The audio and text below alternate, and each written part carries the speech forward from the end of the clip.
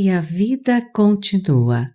Pelo Espírito André Luiz, psicografia Francisco Cândido Xavier. Capítulo 19.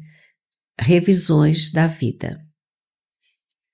Os dois amigos desencarnados ignoravam como definir a estupefação que os empolgara.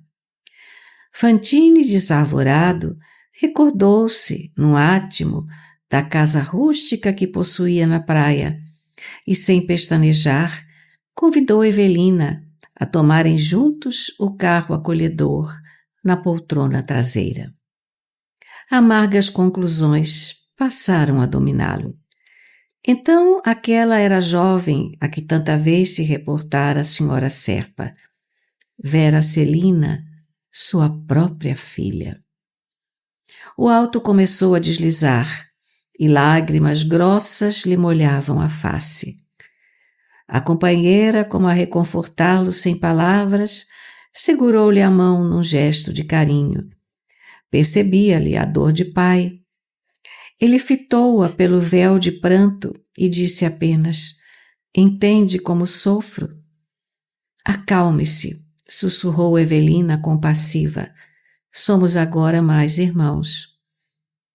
Transcorridos alguns momentos sobre a arrancada, os ocupantes da frente iniciaram a troca de impressões quanto a banalidades da marcha, até que um e outro assinalaram mentalmente a influência dos acompanhantes invisíveis. Lembrando-se as súbitas de Evelina, a rival riscou uma alegação. "Caio, às vezes cismo indagando de mim mesma se você não é um apaixonado pela memória de sua esposa." "Eu? Era o que faltava." "Sempre ouço em torno dela as melhores referências." "Não era má." "E você não tem saudades, não a sente no coração?" Caio riu-se e mofou. "Não tenho vocação para conviver com os mortos." "Não digo isso. Quero falar de sua mágoa natural ao perdê-la. Você sabe que Evelina estava morta para mim, muito antes que o médico lhe atestasse o óbito. Em muitas ocasiões surpreendo-me ao analisar-lhe o retrato. Aquela fisionomia doce, aqueles olhos grandes e tristes. Impossível que você não houvesse casado por amor." "Sim, casei-me por amor. No entanto, a vida tem as suas sequências. Primeiro, a paixão e muitas vezes depois, o desinteresse." "Mas você pode precisar um motivo pelo qual se desencantou?" "Você quer saber?" "Sim." "Bem, guardava a ambição de ser pai. Evelina, porém, era fraca, doente. Creio que carregava taras de família. Enquanto não abortou, não lhe vi os defeitos. Entretanto, depois que se revelou enferma e incapaz, o laço do casamento se fez para mim pesado demais. Nos últimos tempos da vida, era mulher rezadeira e chorona." Ao fim de risada franca, "O remédio era inventar viagens para estar com você." A senhora desencarnada apoiava-se mais fortemente em Ernesto, buscando escora para suportar com denodo semelhantes irreverências. Vera, dando a ideia de quem não desejava descambar para o desrespeito, desviou o rumo da conversação perguntando: "Caio, não poderemos, por nossa vez, sonhar com uma casa enriquecida de filhos?" Ele lançou-lhe rápido, mas expressivo olhar, furtado ao volante, e contestou: "Depende." "Depende de quê?" "Quanto a casar. Sei que nos casaremos. Mas pense, Vera, negócio de criar filhos não é brincadeira. A saúde de sua mãe não me encoraja. Aquelas manias, aquelas crises." Qual se fora sacudido pelos pensamentos do sogro desencarnado a se lhe projetarem na mente, partindo da retaguarda, Serpa contrapôs. Que me diz de seu pai? A jovem perspicaz lembrou-se imediatamente de que o genitor encontrara a morte em condições idênticas às da senhora Serpa. Mas, temendo falar nisso, mentiu com intenção, asseverando: meu pai era homem robusto, de saúde impecável, sempre moço, passava para muita gente como sendo meu irmão. Que lhe teria marcado o fim? Operou-se de umas verrugas sem importância e não teve o cuidado preciso. Antes da cicatrização perfeita, começou a cavalcar no jardim, cortou-se e adquiriu a infecção que o levou. Tétano? Isso mesmo. Psiquicamente, como era ele? Um homem muito inteligente e às vezes folgazão, qual você mesmo, embora tomasse a vida muito a sério. Compreendo que ele terá tido por você uma afeição toda especial, filha única. Engana-se. Meu pai, de certo, que me estimava, mas era corretor de muitas atividades, ocupadíssimo, quase sem tempo para casa.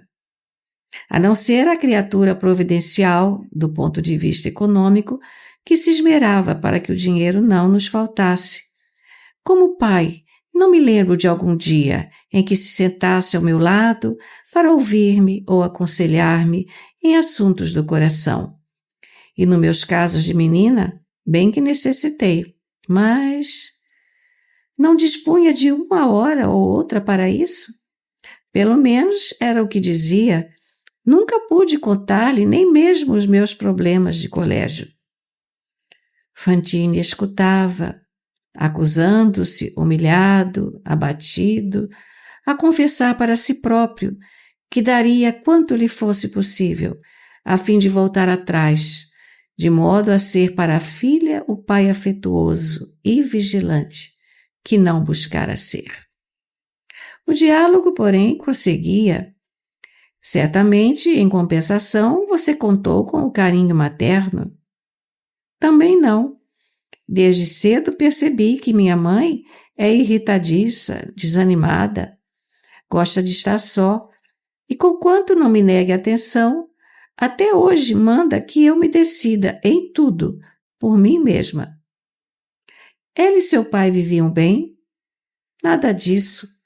Minha mãe, aos meus olhos, sempre pareceu tolerar meu pai, sem amá-lo, embora se esforçasse diante dele para mostrar o contrário. O infeliz chegava a perceber? Tornou Caio, galhofando. Acredito que não. Como explica você a perturbação da velha depois que ele se foi? Não será isso a dor de perdê-lo? Duvido. Assim que meu pai morreu, ela foi tomada de terrível transformação, como se o odiasse às ocultas. Queimou-lhe os objetos de estima, quebrou-lhe o relógio de bolso, rasgou-lhe os retratos. Imagine, nem orações quis por ele. E foi piorando, piorando. Agora, é como sabemos, recusa tratamento, isola-se, fala sozinha, ri, chora, lamenta-se e ameaça o silêncio e a sombra, julgando ver e ouvir os mortos. Estranha situação. Embora reconfortado pela simpatia de Evelina, Ernesto dava curso às lágrimas. Guardava os apontamentos da filha, qual se desconhecesse até então. Verdade que não fora homem de explosões afetivas, entretanto, nem de leve supunha fosse detestado no lar. Teria a jovem razão? Por que se teriam alterado as faculdades mentais de Elisa? Que haveria ocorrido naquele longo pedaço de ausência?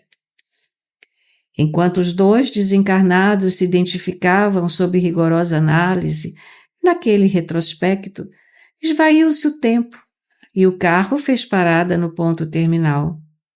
A casa singela, docemente iluminada dentro da noite.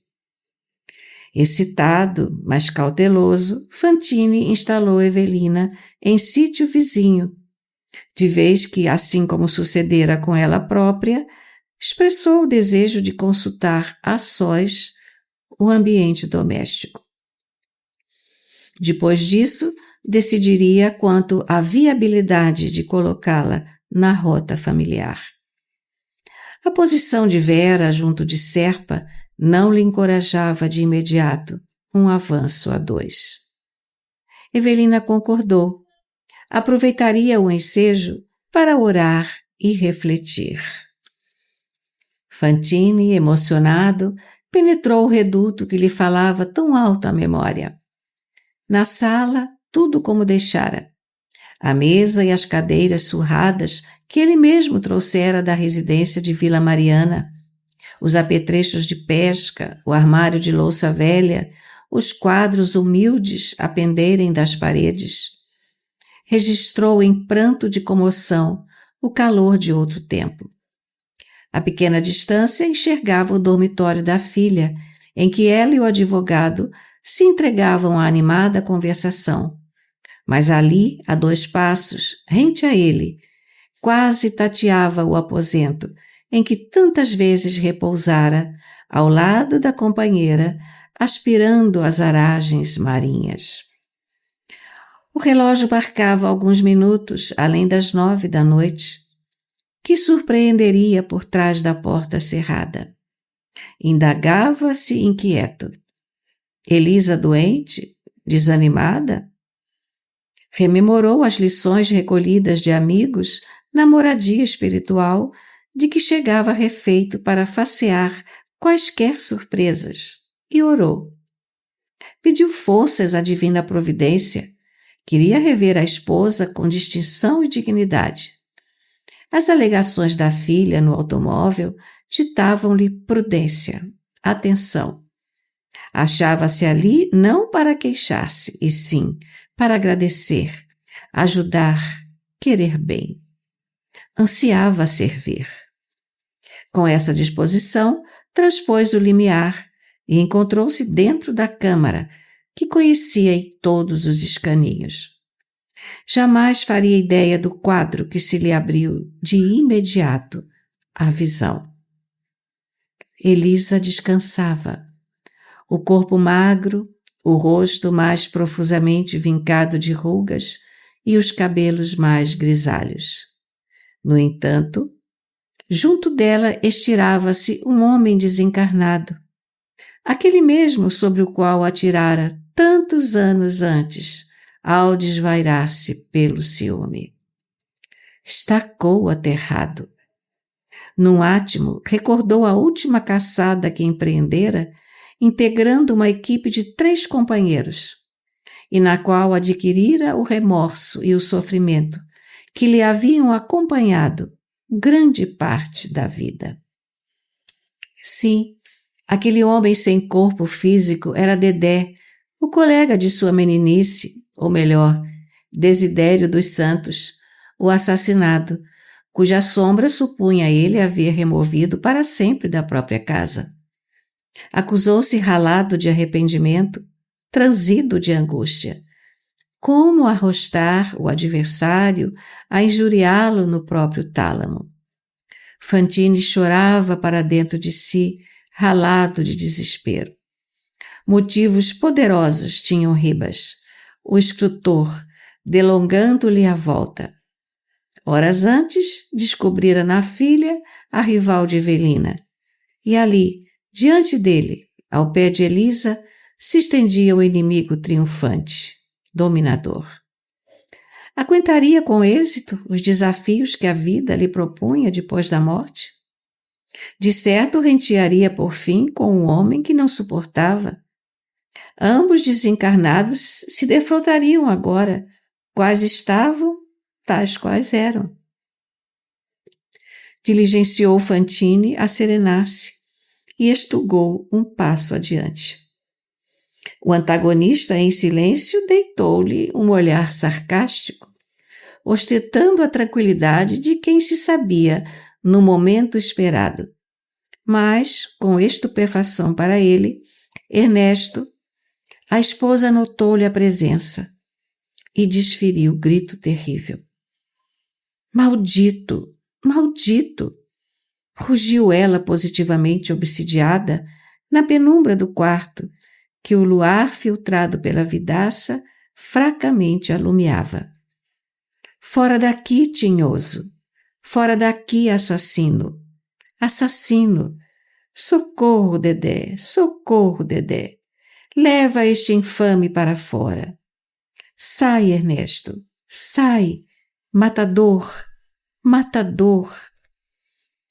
Entre mentes, Caio e Vera invadiram a peça, terrificados. Fez-se luz forte. A jovem acercou-se da genitora, que bradava impropérios, segurando a própria cabeça entre as mãos, num esgar de espanto, e tentou consolá-la. Mãezinha, que há? Estamos aqui. Não precisa temer. Ah, minha filha, a enferma soluçou. É seu pai, aquele infeliz.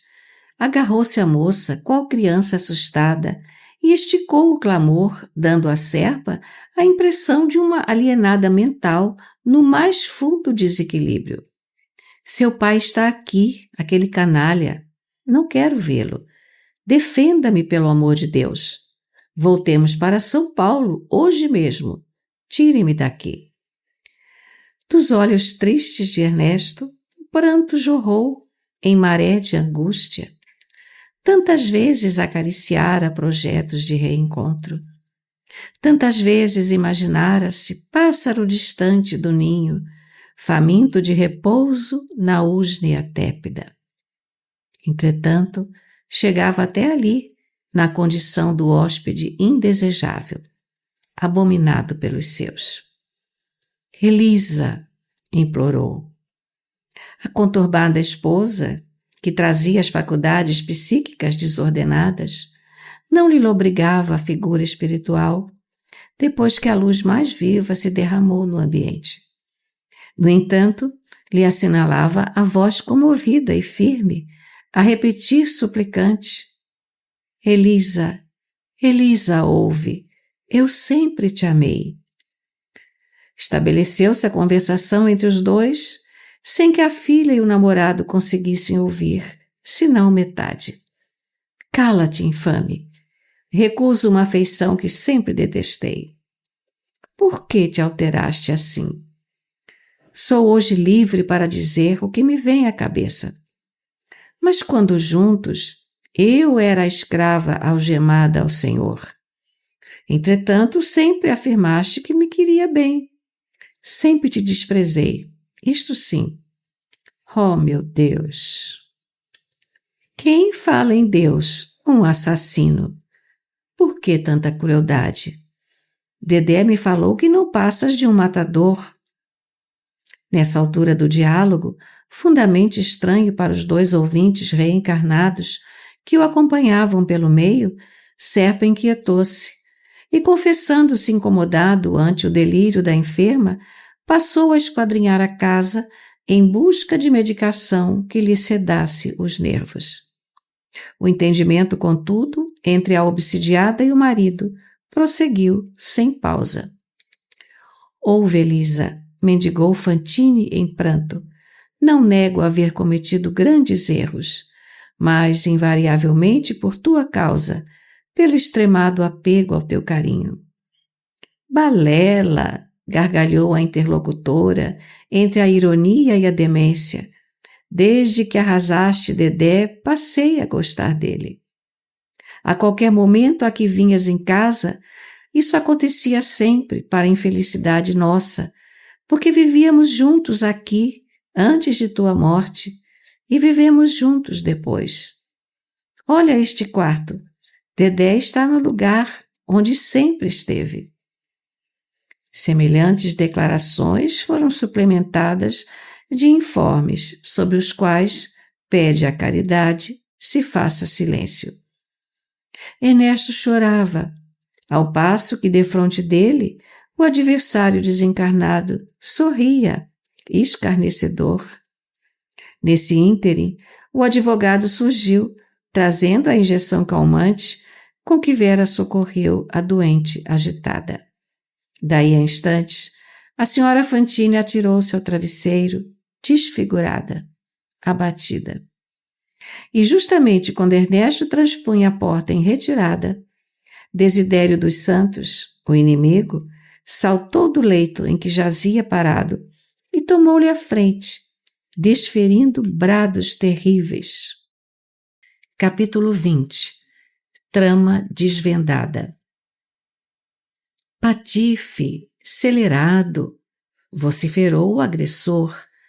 Você não se afastará sem contas. Plantou-se à frente de Ernesto e barrando-lhe o passo. Você acreditava que era só acabar comigo, hein? Fique sabendo que, intentando privar-me do corpo, não obteve outra coisa senão colocar-me em sua própria casa. Vivo aqui, moro aqui e sua mulher me pertence. Fantine, de sentimento apurado, qual se achava, depois de tantas refregas, implorou. Oh, Desidério, estou arrependido. Perdoe-me. Perdoar? Isso nunca. Estou longe do fim.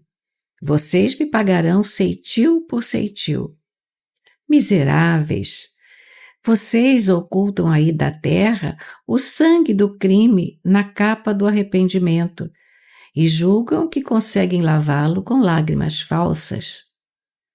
Zombeteando, ninguém morre. Vocês, bandidos, que burlam a justiça do mundo, serão punidos pela justiça divina. E a justiça divina, em meu caso, sou eu mesmo. Espírito vingador, sim, sou. E quem me contestará esse direito?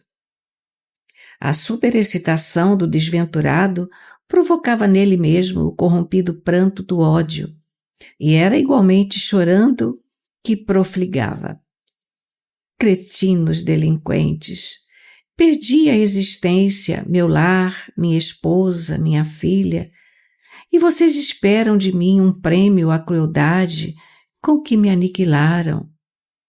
Então vocês exterminam um homem e exigem que esse homem lhes beije as mãos?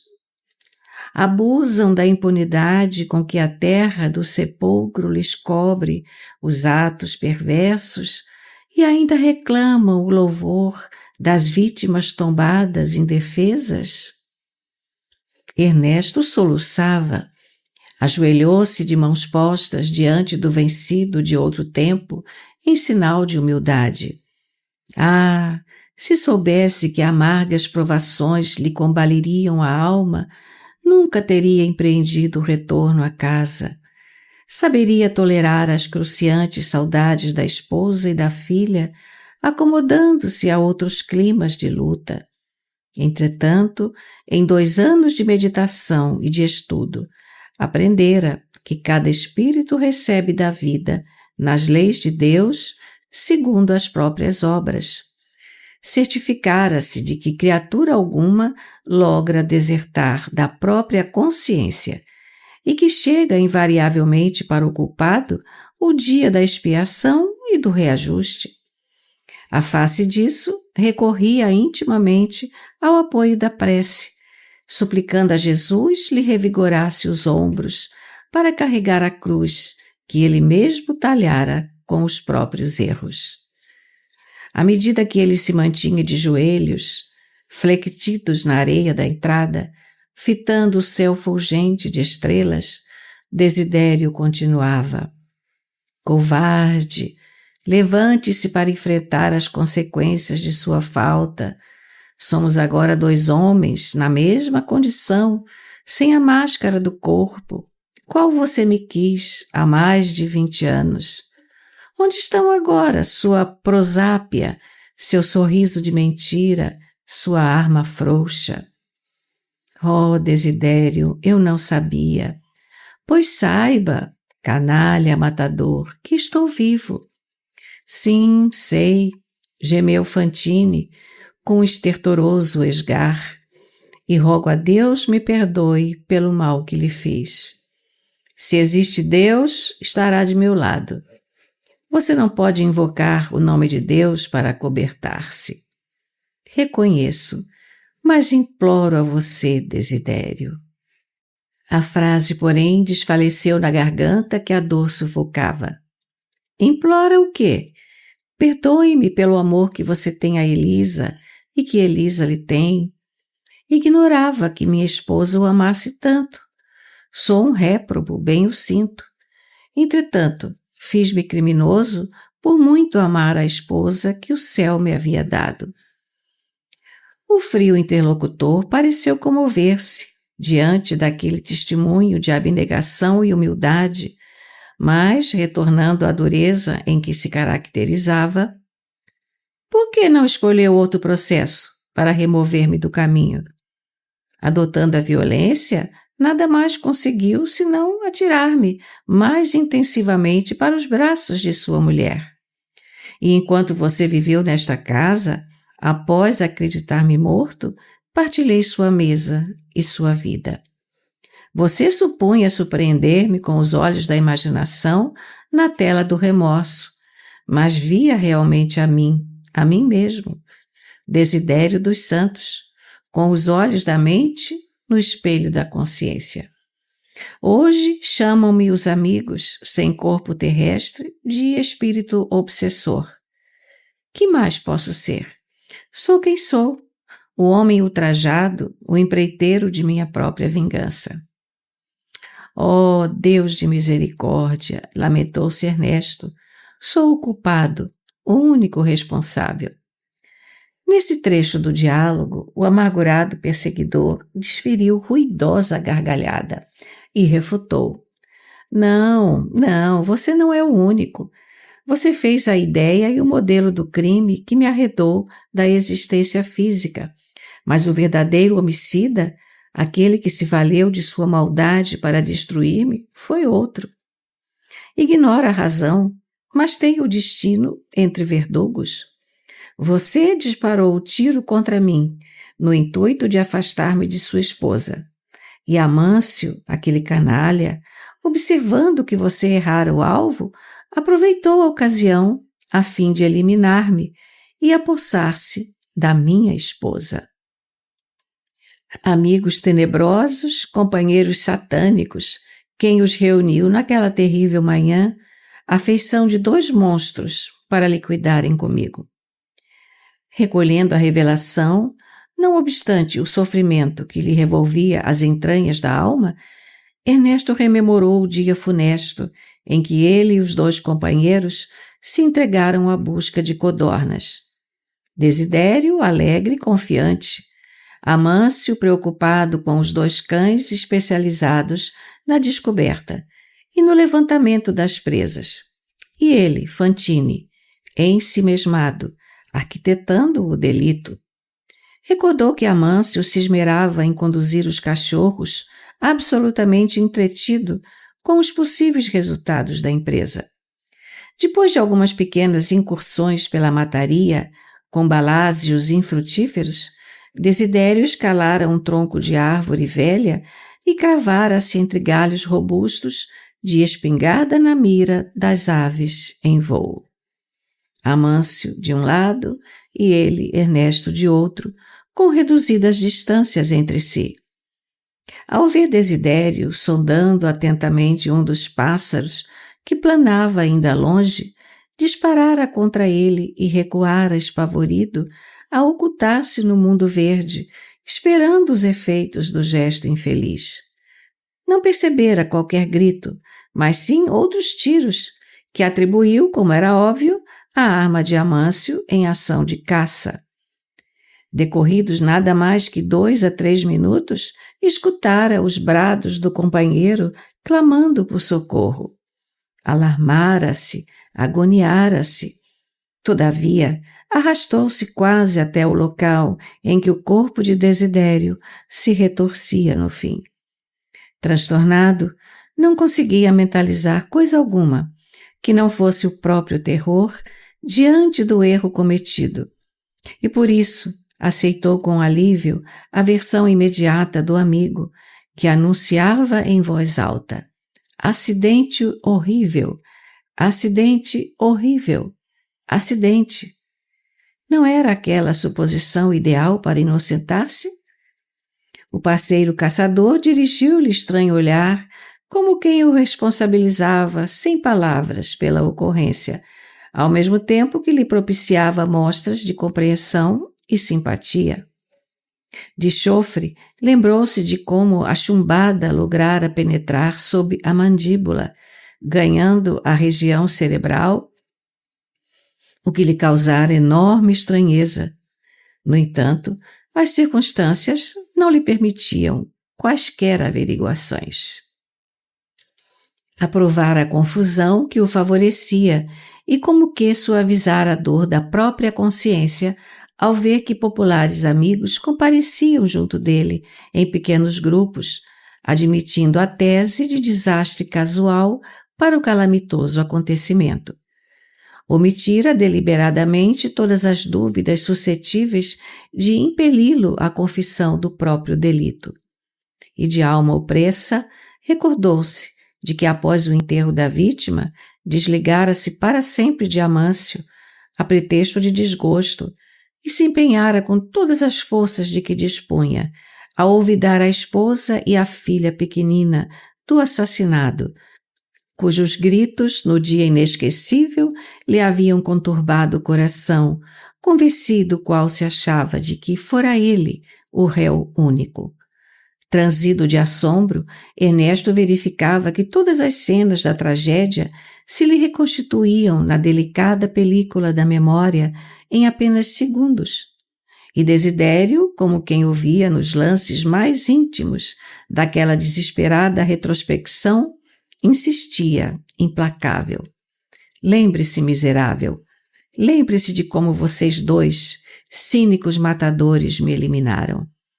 Como afastar-me do corpo inerte sem detestá-los?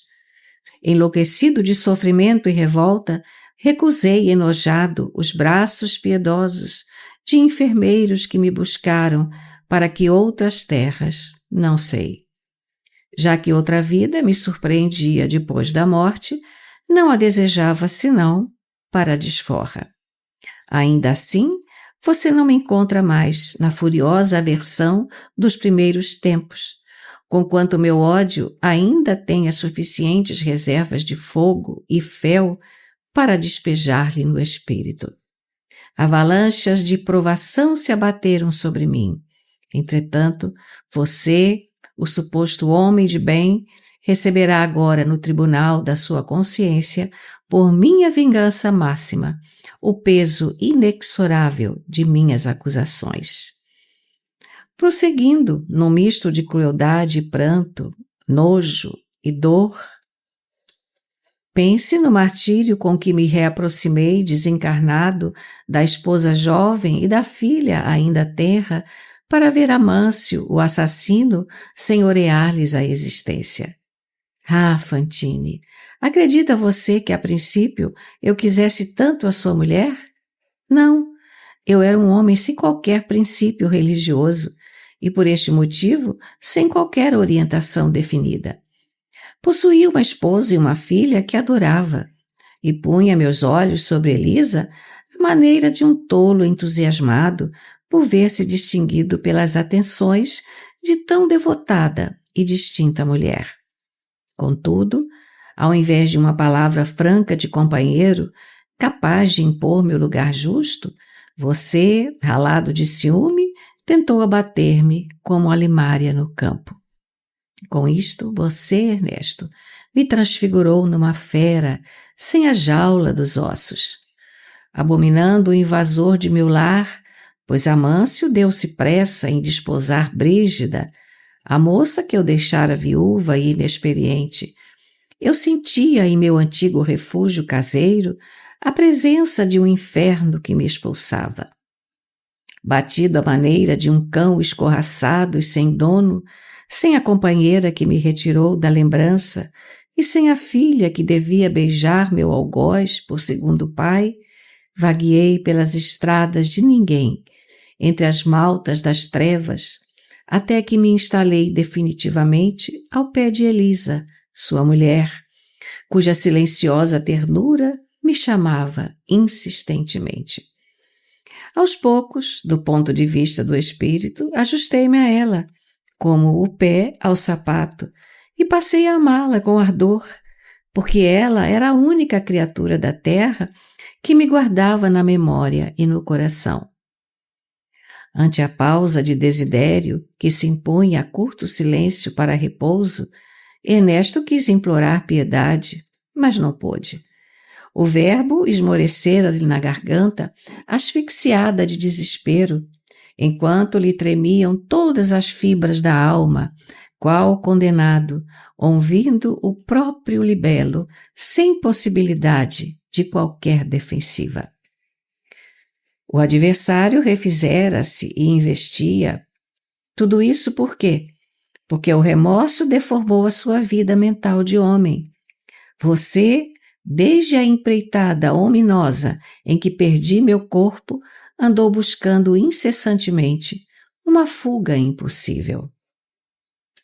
Mergulhou o espírito em negócios e rendas, compromissos e corretagens, viajando e viajando, sem procurar saber se a sua esposa e a sua própria filha eram almas necessitadas de assistência e carinho. Tudo isso fez de minha afeição por Elisa mais que afeição terrestre. Obsessor? Oh, sou, mas sou também servidor incondicional de quem leva seu nome e aguentou sua frieza de coração. Aprendi com sua mulher a paciência e o silêncio para esperar e esperar. Você soube algum dia das enfermidades de sua filha na infância? Conheceu-lhe as duras tentações dos dias primeiros da juventude? Sabe que rapazes insensíveis lhe abusaram da confiança? Por acaso enxergou alguma vez as lágrimas ardentes que lhe queimaram o rosto, depois dos pontapés daqueles mesmos jovens desalmados que lhe prometiam lealdade e ternura? Ah, Fantine, você nunca desceu a faixa de suplícios do seu mundo doméstico. Mas eu sei que calvários foram transpostos pela mulher que envelheceu gemendo e pela outra que se desenvolveu chorando. A que títulos retornou a esta casa? Colher um amor que não plantou? Pedir contas? Ernesto, quebrado de aflição ante o libelo doloroso, conseguiu balbuciar. Oh, Desidério, compreendo agora. Perdoe-me. O antagonista, cada vez mais excitado pelo martírio moral que patenteava em cada frase, retomou o ímpeto. Padeci por sua filha e pela outra, a pequenina que a morte me constrangera a largar. E laqueada na boa-fé pelo patife que lhe absorvera a atenção, Brígida concordou em descartar-se de nossa filhinha, situando-a muito cedo em estabelecimentos de ensino, onde, se é verdade que recebeu educação esmerada, curtiu a falta dos pais, qual se fosse enjeitada no berço. O que sofri, Fantine, o que sofri. Entretanto, minhas agonias não pararam nesses cuidados. Minha infortunada filha, que cresceu triste e moralmente quase desamparada, à míngua da assistência paternal que você e Amâncio lhe furtaram, encontrou a morte, há precisamente 2 anos. Impelida pelo padrasto, interessado em livrar-se da responsabilidade de tê-la em custódia, casou-se muito cedo com um celerado que lhe destruiu todos os sonhos. Oh, como trabalhei para evitar-lhe a comunhão com esse homem covarde! Caminhava incessantemente entre os seus e os meus, esmagado de desespero, dedicando-me a conjurar a tragédia que afinal se consumou. Quando fui vê-la morta, junto de companheiros desencarnados, tão sofredores e tão desvalidos quanto eu mesmo, ajoelhei diante do corpo imóvel que ainda lhe conservava o derradeiro sorriso e jurei que me vingaria dos 3 mascarados que a rodeavam, Amâncio, o matador, Brígida, a ingrata, e o detestado genro, cuja presença me enoja. Em lágrimas roguei a Deus a graça de ver minha filha libertada do sofrimento físico, a felicidade de ouvir-lhe a voz. Entretanto, piedosos enfermeiros espirituais me informaram que ela fora conduzida a estâncias de repouso e que somente me será concedido reencontrá-la quando sanar as chagas de revolta que trago dentro de mim, como se me fosse possível apagar o incêndio de mágoas que me calcina a mente infeliz. Pobre filha, desposou um criminoso, qual se devesse compartilhar o meu destino de espírito extraviado. Ah, como extinguir as labaredas da inconformação que me devora? Impossível. Ernesto soluçava, dando a ideia de quem se propusesse despejar de uma só vez todo o fel que portava na alma ulcerada. Sob o desditoso amigo, Desidério prosseguiu. Mas é preciso que você saiba ainda. Ao notar que minha filha, abatida e enferma pelos desgostos do lar, o marido lançou-se a novas aventuras e veio a conhecer Vera Celina, sua filha, de cuja afeição se apoderou.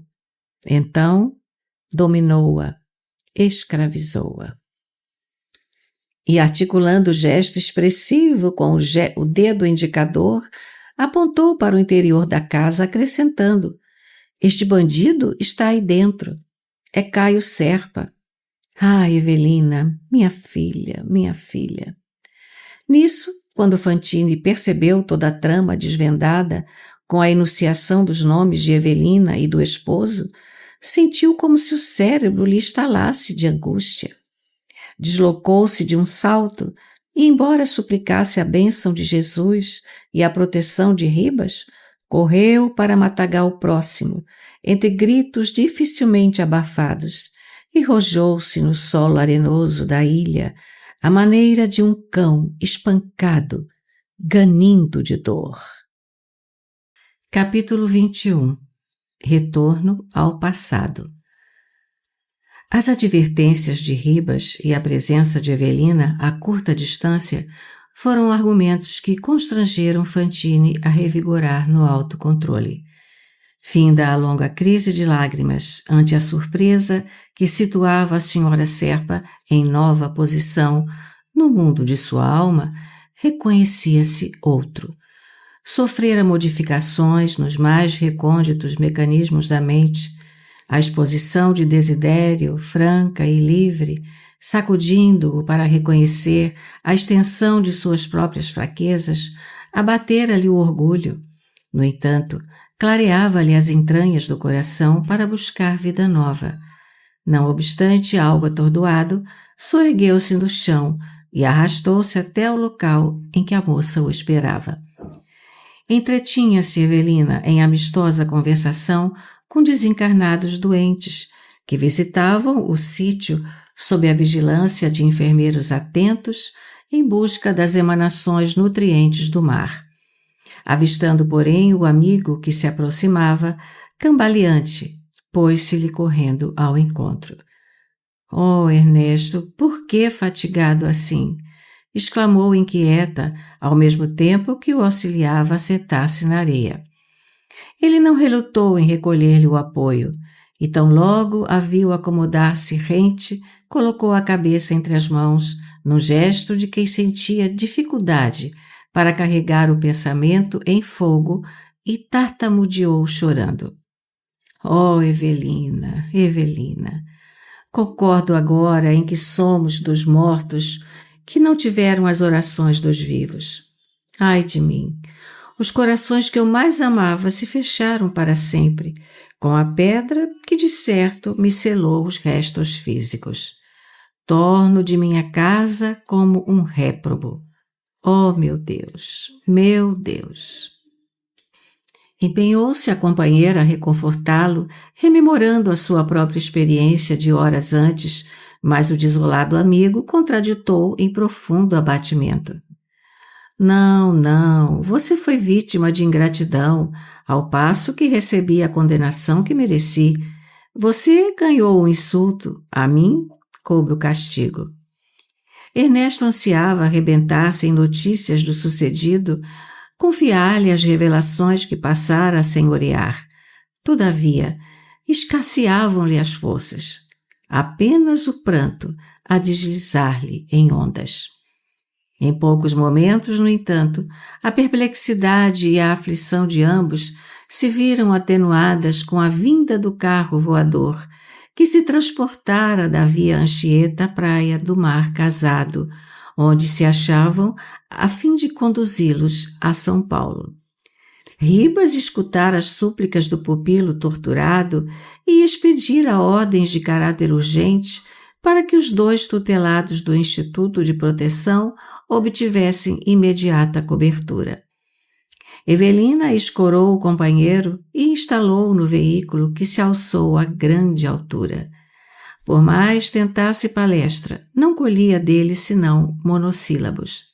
Fantine silenciara, evidenciando, porém, através do olhar triste e esgazeado, o vulcão de sentimentos contraditórios que lhe explodia no peito. Alguns minutos de voo, e atendendo-se a instruções de Ribas, foram os 2 viajores internados em departamento de repouso de uma das casas espíritas cristãs que honorificam a vida paulistana, onde Ernesto começou a receber os cuidados precisos a fim de desvencilhar-se do trauma de que fora acometido. Convenientemente amparado, através de recursos magnéticos, em círculo de oração, acalmou-se para refazimento, sob a assistência da companheira, e então, reharmonizadas as energias, perguntou ele à amiga com inflexão de infinita amargura. Evelina, seu pai tinha o nome de Desidério dos Santos e seu padrasto é Amâncio Terra? Sim, meu nome inteiro é Evelina dos Santos Serpa. Ernesto não vacilou. Compreendeu que devia à jovem senhora uma confissão integral da própria vida e transferiu-se da ideia à ação, começando pelas memórias do casamento com Elisa. E à frente do espanto da companheira, embora pinceladas a traços ligeiros, as cenas do pretérito se desdobraram uma por uma. A aproximação com Desidério desde a meninice, o conhecimento superficial com Brígida, com quem se avistara poucas vezes, a amizade com Amâncio, que sempre teimara em se conservar solteiro, as visitas frequentes de Desidério ao seu lar, que ele, Fantine, não retribuía. A atração que o visitante exercia sobre Elisa, a esposa que amara ardentemente. Os ciúmes com que os via se abeirarem um do outro.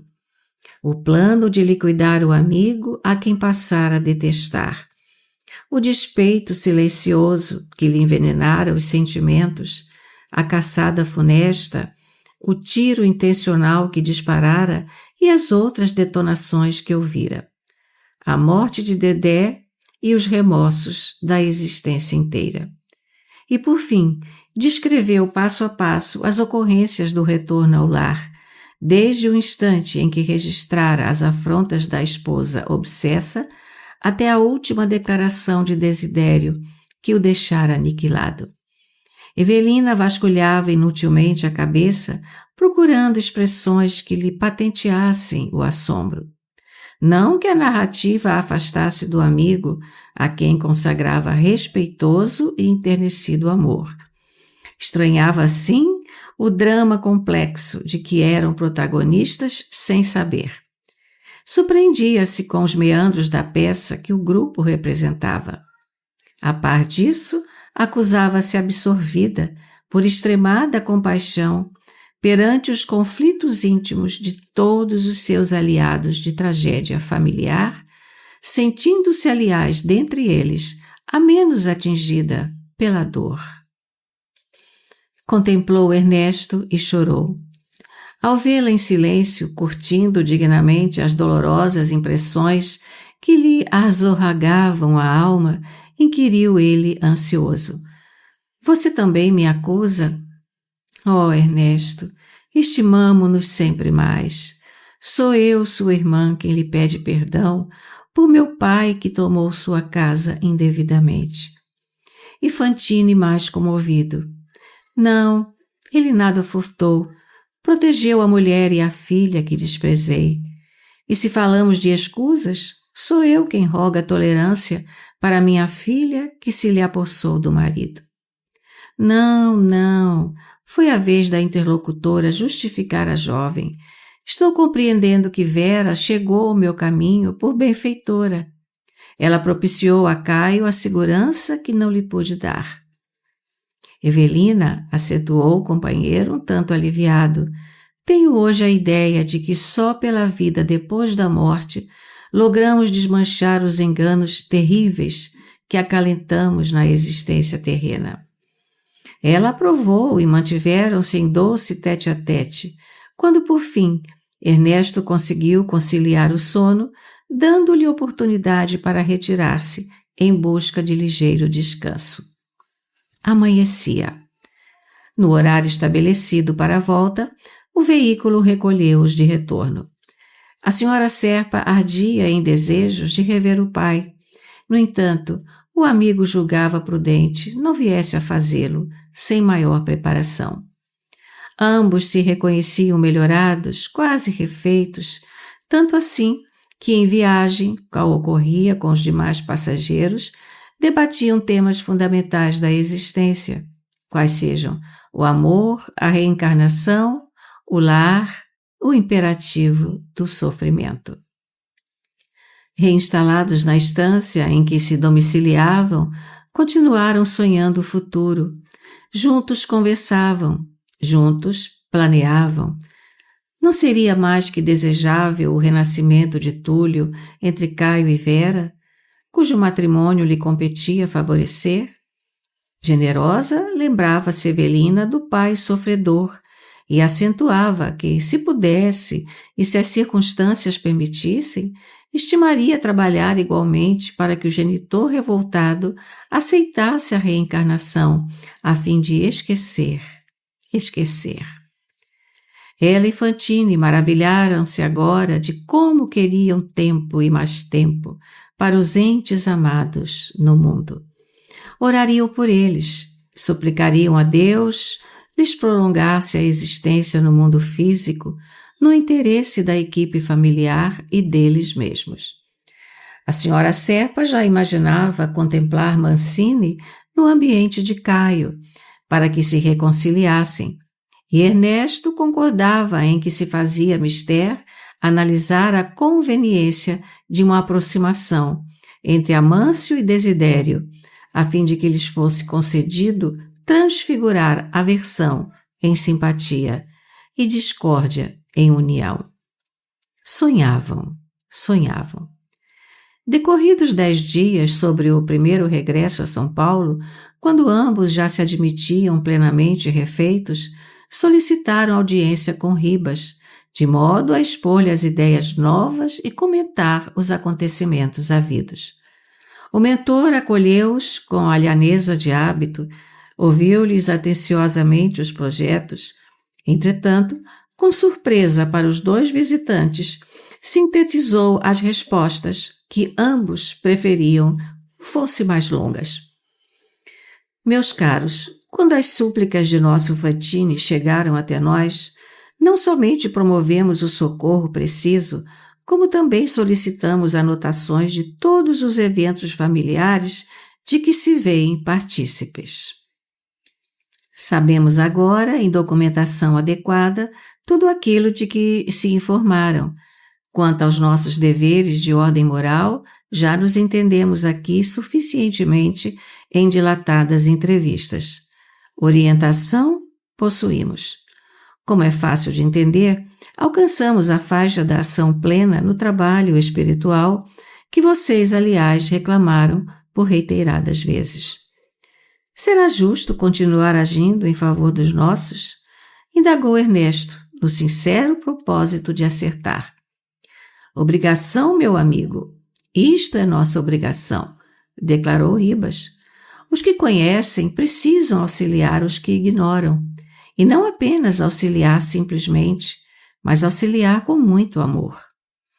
Acaso ser-nos lícito mentalizar reencarnações para Mancini e meu pai em futuro próximo? Abalançou-se a dizer Evelina, tímida. Como não, minha filha? Para isso, contudo, é indispensável estabelecer dados concretos, com planejamento exato. Sem dúvida, somos uma família só, perante a divina providência, e estamos todos interligados com o dever da assistência mútua. A evolução é a nossa lenta caminhada de retorno para Deus. Os que mais amam vão à frente, traçando o caminho aos seus irmãos. Estimaríamos alguma indicação, algum conselho para começar, aventou Fantini, evidenciando a preocupação de quem não desejava ser importuno. O orientador resumiu. Estamos com esclarecimentos de 10 dias passados. Enviarei observador imparcial ainda hoje a São Paulo, para conhecer as condições gerais dos irmãos implicados no assunto. Ao passo que vocês dois, amanhã mesmo, poderão visitar o sul paulista, buscando o necessário contato com os familiares que ainda não puderam rever. De volta, amanhã à noite, entraremos em estudos produtivos, de vez que disporemos de elementos esclarecedores atuais e corretos. O entendimento foi encerrado. No dia seguinte, em condução regular da cidade espiritual para o mundo físico, os dois amigos atingiram a cidade, em cujos arredores Amâncio edificara o ninho doméstico. Seguida por aquele que se lhe fizera irmão e benfeitor inseparável, Evelina transpôs os umbrais da antiga residência. E foi um doce voltar aos dias da meninice.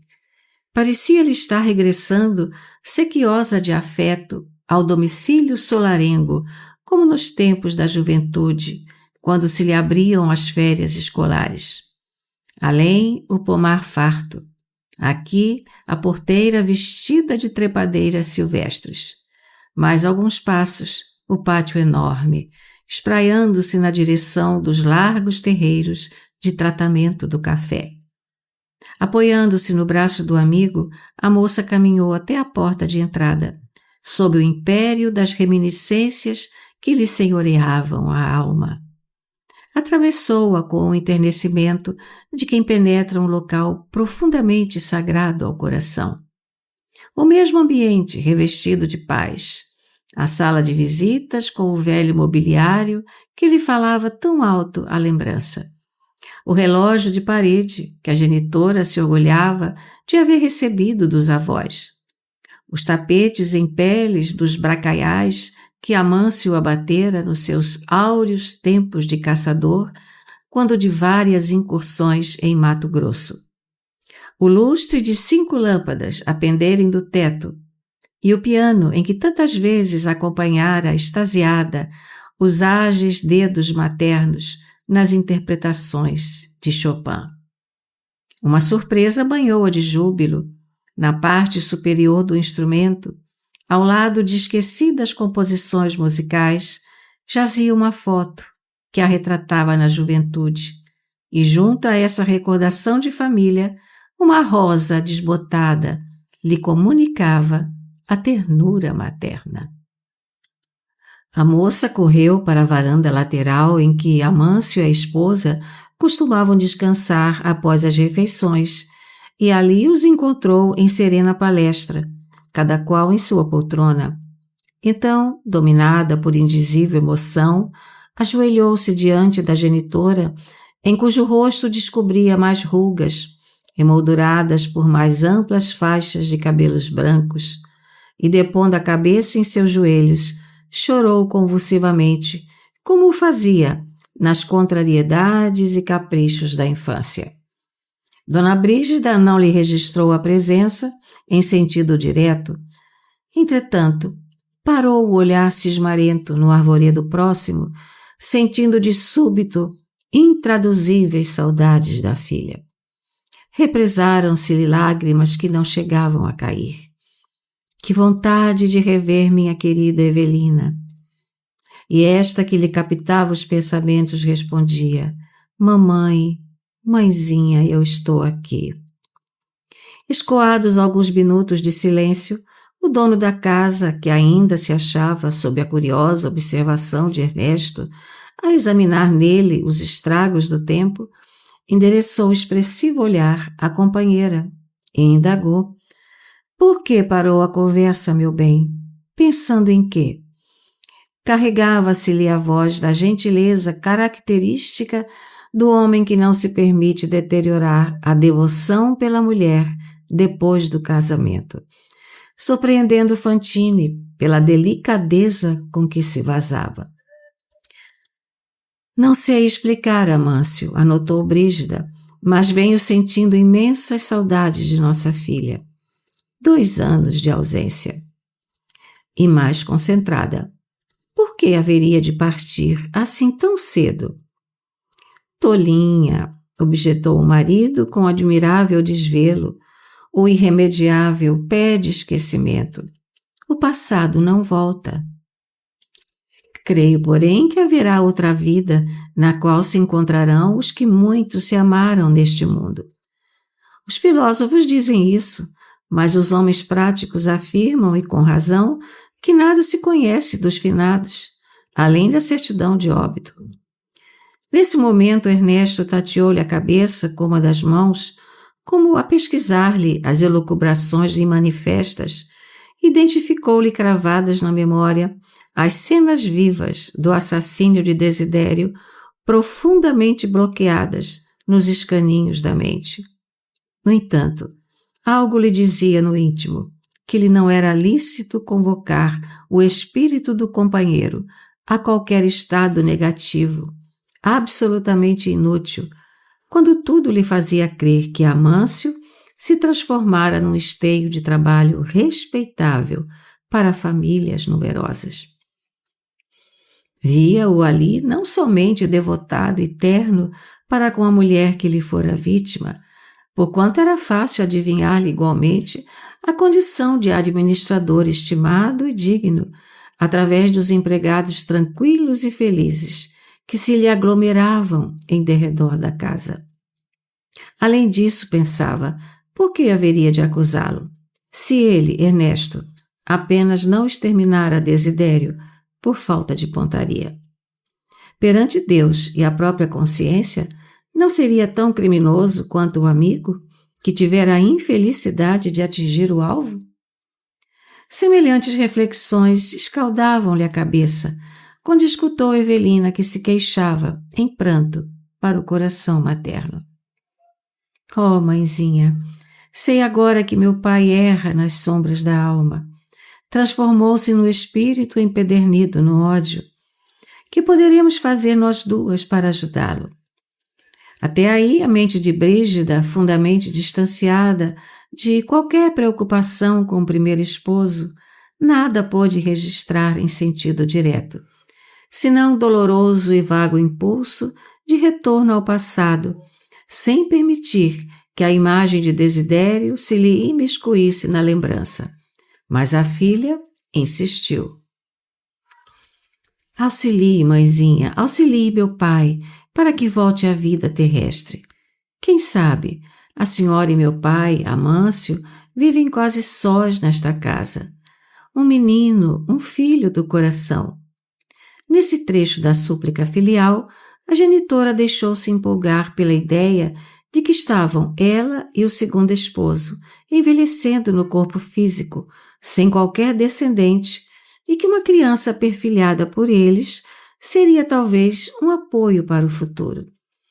Ao contato das palavras de Evelina, cresceram-lhe os pensamentos nessa direção, e passou a refletir. Um menino, alguém que lhes povoasse a existência de esperanças novas, alguém que lhes continuasse a sustentação dos ideais de trabalho, naquele diminuto recanto de solo.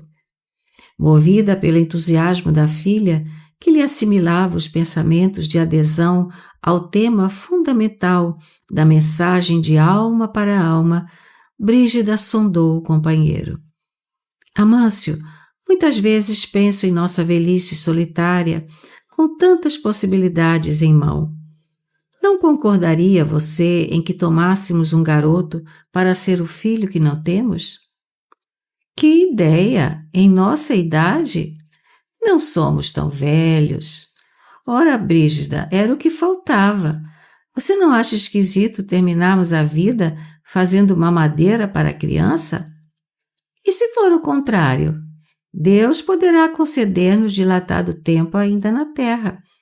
E se deixássemos aqui um bravo rapaz que nos administrasse a fazenda, dando continuidade à nossa organização? Não tenho o seu otimismo, apontou o marido com generosidade e carinho a lhe transbordarem da voz, mas sempre admirei os seus caprichos. Não me oponho aos seus desejos, mas exijo que seja um homenzinho, que venha para cá ao nascer sem que os pais nos incomodem e que chore pouco. Tudo isso desde que você nada reclame da trabalheira. Oh, Amâncio, que alegria! Ante o júbilo da esposa que se transfigurara feliz, o interlocutor sentiu misteriosa aventura, acariciando-lhe as entranhas do ser. Levantara-se Evelina e avançara para ele, osculando-lhe os cabelos agrisalhados, ao mesmo tempo em que lhe estendia a destra sobre o tórax, qual se lhe afagasse o coração. Capítulo 22. Bases de novo por vir. No dia imediato, a conferência com Ribas.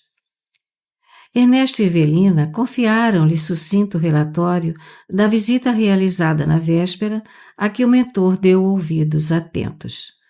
Esmerando-se no aproveitamento das horas, o sábio amigo requisitou um grupo de fichas, alinhadas em arquivo próximo, e iniciou o trabalho mais importante da entrevista, analisando a situação de Túlio Mancini. Considerou que o jovem realmente evidenciava reduzido progresso. Entretanto, isso não invalidava o compromisso da senhora Serpa, cujo auxílio junto dele não devia esmorecer, organizando-se-lhe o renascimento próximo. Estabelecendo bases para o futuro, ele, Ribas, traçara um programa de ação imediata e mais claramente definida para os dois amigos, em cujo desempenho se lhes aplicassem as forças com a eficiência precisa.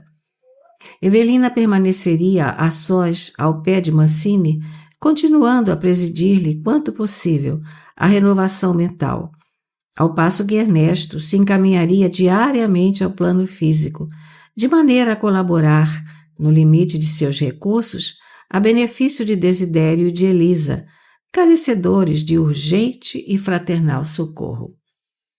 Entendera-se com diversos diretores de serviço domiciliados em esferas superiores e granjeara autoridade suficiente para funcionar na solução dos problemas alusivos aos renascimentos que se fizessem necessários em favor do reequilíbrio do grupo. A moça, porém, no registrar-lhe as instruções, raciocinou pesarosa. Instrutor Ribas, não me será concedido então visitar meu pai e abraçá-lo agora? O senhor compreende as minhas saudades. Entendo, sim, mas a condição atual de Desidério não nos aconselha a espontaneidade nas atitudes. Para ajudá-lo com segurança, é imperioso examinar previamente as nossas menores manifestações. Mesmo as minhas, até mesmo as suas maneiras de filha entram em linha de conta. Aquele rebelde nobre coração que lhe serviu de pai possui qualidades notáveis que serão desentranhadas em momento oportuno. Convém, filha, não venhamos a estragar as oportunidades. Paciência. Como assim? Ele deve reencontrá-la em momento de mais alta compreensão. Fantine assisti-lo-á diariamente, através da palavra edificante, em tarefa idêntica ao apostolado doméstico que a sua dedicação desenvolve no amparo a Mancini, empenhando-se a despertá-lo para as alegrias da espiritualidade maior, ao mesmo tempo em que nesse mistério ambos aprenderão a readquirir o respeito e o afeto mútuos. Depois de um sorriso amistoso: não é isso mesmo que sucede a você em relação a Túlio? Evelina aqueceu, compreensiva. Isso, entretanto, prolongou-se o mentor, não obstará sua intervenção nos acontecimentos, quando as circunstâncias nolas surgirem. Você pode e deve efetivamente rever seu pai terrestre. No entanto, a sua influência filial, a nosso ver, precisa ser usada em favor dele mesmo. A senhora calou-se e Fantine aparteou. Instrutor, se não sou importuno, estimaria saber se o mensageiro de sua confiança inspecionou a situação de nossos companheiros na residência do Guarujá. Sim, mas não foram achados ali, estão em São Paulo. Na casa de Vila Mariana? Caio e Vera, sim. E Elisa? Há precisamente 6 dias foi internada para tratamento numa clínica de saúde mental. Meu Deus, como as coisas se modificam! Instada por Serpa, a filha assumiu responsabilidades e a doente não pôde resistir. As notícias recebidas, no entanto, destacam enorme gravidade nos prognósticos quanto à nova posição orgânica de Elisa. Sou constrangido a comunicar-lhes que a enferma piorou muito quanto ao processo obsessivo de que é vítima, e à face dos recursos circulatórios precários, surgiu-lhe uma trombose cerebral progressiva, indicando desencarnação próxima. Tudo isso após terrível desgosto. Que desgosto? Interpelou Fantine atônito. O instrutor imperturbável. Averiguamos que Serpa, de algumas semanas para cá, pressionou Vera para que se retirasse da geritora a faculdade de dirigir os próprios negócios. Advogado de muitas relações, muniu-se de influências diversas e, assim que convenceu a futura sogra a hospitalizar-se para tratamento, assegurando não passaria de 2 a 3 dias, obteve com as certidões devidas o despacho da autoridade competente favorável aos seus propósitos, e apresentou esses propósitos aos amigos em todas as providências, como sendo da jovem a quem promete desposar. Claro que o choque para Elisa foi algo de muito doloroso ao reconhecer na instituição de saúde que se encontra a impossibilidade de mobilizar os seus recursos econômicos. Isso porque, apesar de obsessa, está perfeitamente lúcida. Para nós, é a criatura de mediunidade torturada, com fenômenos psíquicos, por agora incompreensíveis, a quantos lhes desfrutam a convivência. Para Serpa e Vera, é um caso de senilidade precoce. Caio, então, agora... A frase hesitante de Ernesto esmoreceu-lhe na boca. Ribas, no entanto, completou-a. É o procurador de nossa doente e da filha, com poderes legais para manejar-lhe todos os bens. Ante os 2 interlocutores espantados. À vista dos fatos e admitindo o imperativo de nosso entendimento, tão arejado quanto possível, é forçoso informar você, Fantine, de que os seus terrenos em Santos já foram vendidos anteontem, conforme resoluções de Serpa, que se investiu na posse de alguns milhões de cruzeiros a título de corretagem.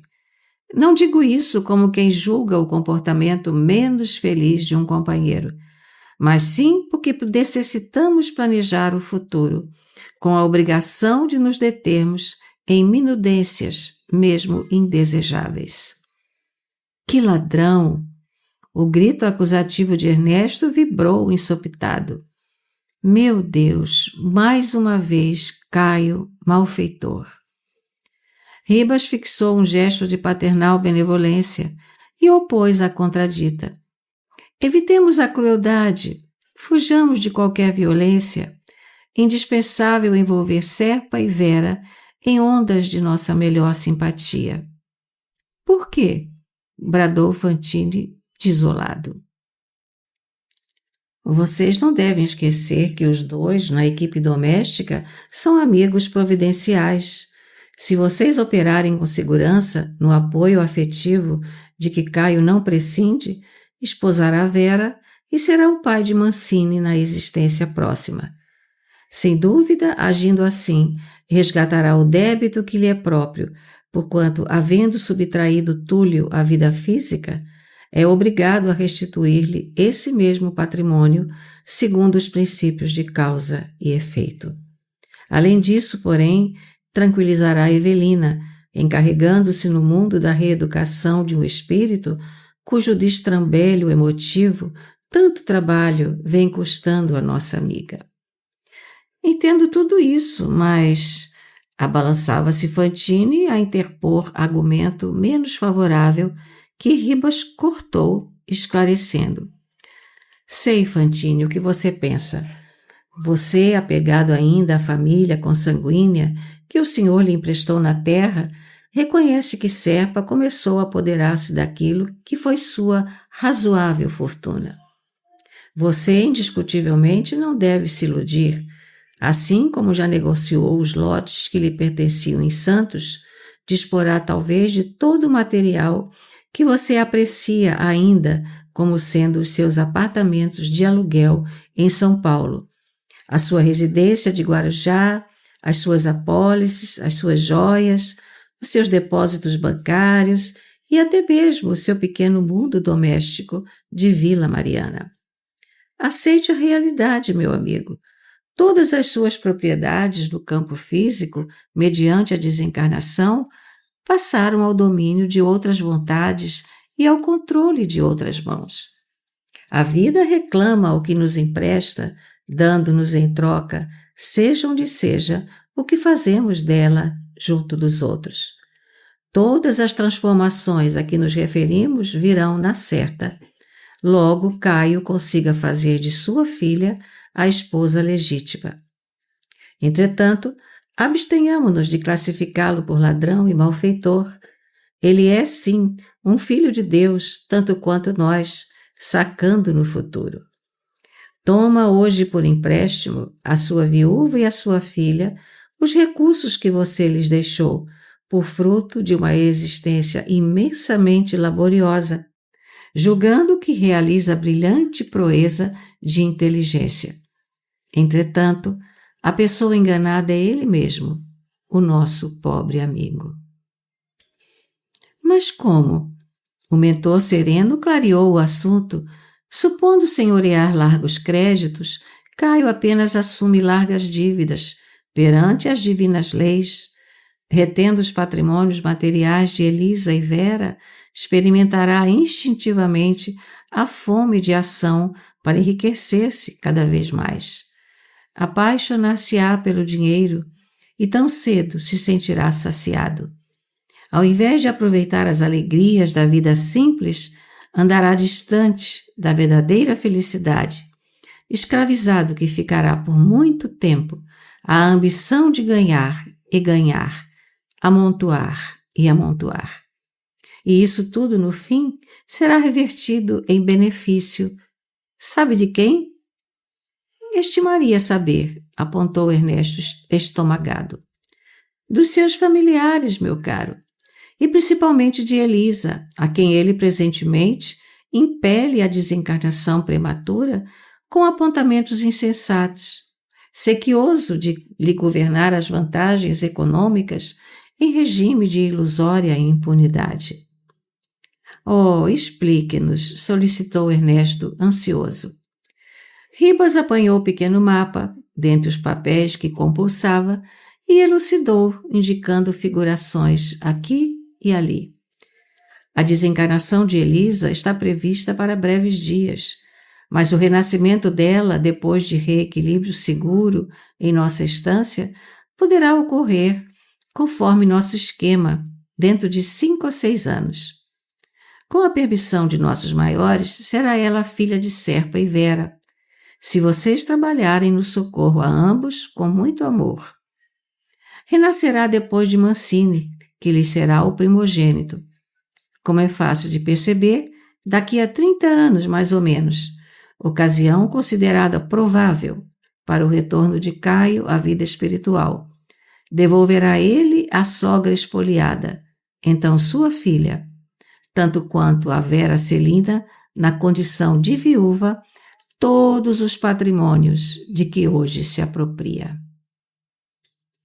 E restituí-los-á positivamente aumentados, acrescidos de grandes rendimentos, ao mesmo tempo em que terá trabalhado o bastante para legar a Túlio na existência nova uma situação material invejável. Diante de Evelina e Ernesto, estupefatos com a segurança das leis de Deus, Ribas pareceu encerrar os estudos advertindo: longe de nós a intenção de categorizar Serpa à conta de larápio ou delinquente. Ele é nosso aliado, nosso amigo. O que nos compete fazer de imediato é rogar ao Senhor fortalecê-lo com a bênção da saúde física e da euforia espiritual, a fim de que viva tranquilo no casulo terrestre por muitos e muitos anos. E sorrindo, chegará o tempo em que vocês dois se aprestarão, quanto possível, a fim de resguardar-lhe as garantias pessoais e ampliar-lhe os lucros dignos, de maneira a proteger o futuro dos entes caros. Imploremos a Deus, faça dele um homem rico e bondoso, diligente e realizador. Precisamos dele e, consequentemente, Caio precisa de nós. Notando a senhora Serpa que a conversação descambava para o término, apressou-se a dizer: instrutor, e meu pai? Venho sonhando para ele o regresso ao berço terreno. E isso igualmente já consta de nosso esquema. Sabíamos, Evelina, que você, filha dedicada e amorosa, cogitaria de ajudá-lo. Fomos informados de que você ontem já lançou no coração materno a ideia semente que frutificará com o amparo divino, suplicando a nossa irmã Brígida o recolha no lar como menino perfilhado. Seu apelo foi muito feliz e, com semelhante medida, Amâncio Terra, seu padrasto, receberá o socorro merecido. Em verdade, ele exterminou o corpo de Desidério, seu pai, alucinado na paixão que lhe enseguecia o espírito, e apossou-se-lhe da casa e dos recursos. É um homem ateu e evidentemente criminoso, mas profundamente humano e caritativo. Recolheu os bens de seu pai. No entanto, ao dilatá-los, com administração judiciosa e profícua, fez o esteio econômico para mais de 200 espíritos reencarnados, os seus servidores e rendeiros, com os descendentes respectivos. Há mais de 20 anos, a todos protege, com a vigilância de um pai atento e bom. Nunca abandonou os que enfermassem, nunca desprezou os caídos em prova, nunca deixou crianças ao desamparo. Sim, ele assassinou Desidério, seu pai, e responderá por essa falta nos tribunais da vida, mas escravizou-se a Brígida, a sua genitora, de quem procura satisfazer os menores desejos na posição de marido honesto e fiel. Tantas preces sobem do mundo a favor dele, para a infinita misericórdia de Deus, pelas consolações e alegrias que espalha, que chegou a merecer mais amplas atenções de nossos maiores. Fomos recomendados ontem para que a sua filial rogativa seja atendida no momento oportuno. E quanto a seu pai, segundo a sua petição, retornará com a bênção do Senhor ao convívio do homem que ainda odeia, mas aprenderá a ver-lhe as qualidades nobres e amá-lo-á enternecidamente como a um pai verdadeiro, de quem receberá abnegação e ternura, apoio e bons exemplos. Ribas silenciou por momentos e, em seguida, acentuou, qual se estivesse respondendo a certas dúvidas dos ouvintes. É inegável que Amâncio possui apenas mais 10 anos de permanência no corpo físico, de acordo com os dados esclarecedores que nos foram enviados com objetivos de estudo. No entanto, para um homem com os serviços prestados que ele tem, não nos será difícil obter, junto aos poderes superiores, moratória de 15 a 20 anos a mais, prolongando-se-lhe o tempo na existência atual. À face de tudo isso, esperamos possa ele realmente conquistar do Senhor a felicidade de receber Desidério por filho, através do concurso de um casal humilde, a fim de conferir-lhe vida nova e devolver-lhe no porvir todos os bens de que foi um dia despojado.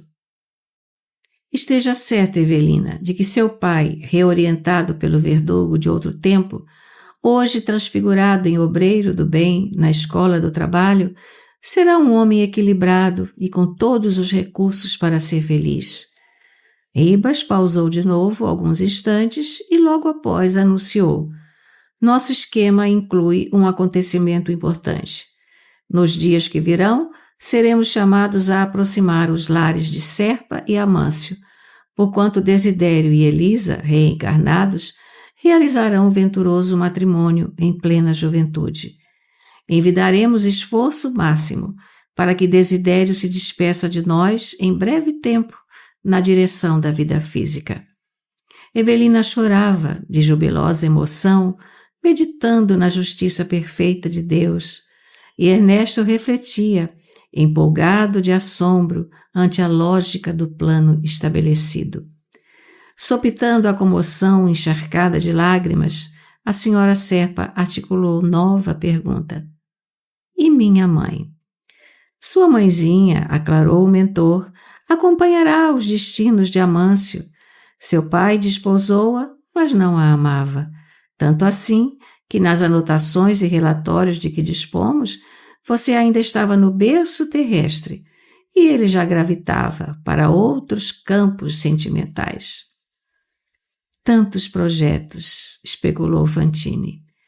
Transformar figuras em obras exige trabalho e trabalho. Quem se responsabilizará pela execução de semelhantes planificações? O mentor lançou-lhe benevolente olhar e falou para ambos.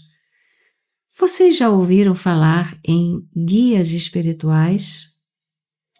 Ernesto e a companheira esboçaram um silencioso gesto de estranheza. E Ribas. Pois é, vocês dois serão os encarregados do serviço em perspectiva com todas as tarefas satélites que lhe forem consequentes. Esforçar-se-ão para que Serpa e Vera se consorciem, para que Elisa se recupere após a desencarnação no menor prazo possível, para que Desidério volte ao renascimento físico nas condições desejáveis, e auxiliarão ainda a Elisa no retorno à terra com o dever de amparar-lhes o berço e a meninice, além de que estarão colaborando não só para que a futura genitora de Desidério conquiste recursos adequados a acolhê-lo no claustro materno, como também para que o nosso amigo, a reencarnar, venha a sentir-se convenientemente instalado na posição de filho adotivo. E nada de esquecer nosso Mancini, que prossegue, requerendo atenções especiais. O encaminhamento dele no futuro, o enlace de Elisa e Desidério, mais tarde, depois das providências com que nos empenharemos a reaproximar as famílias Terra e Serpa. Num gesto marcante de bom humor. Trabalho para 30 anos, meus amigos. Para início de ajuste, considerem-se vinculados à nossa cidade, em serviço, no mínimo, de 30 anos pela frente. Ernesto contemplou Evelina, tomado de profundo enternecimento, e pensava que ela e ele haviam sido rechaçados da memória dos que mais amavam, quase que totalmente esquecidos, recusados, afastados, substituídos.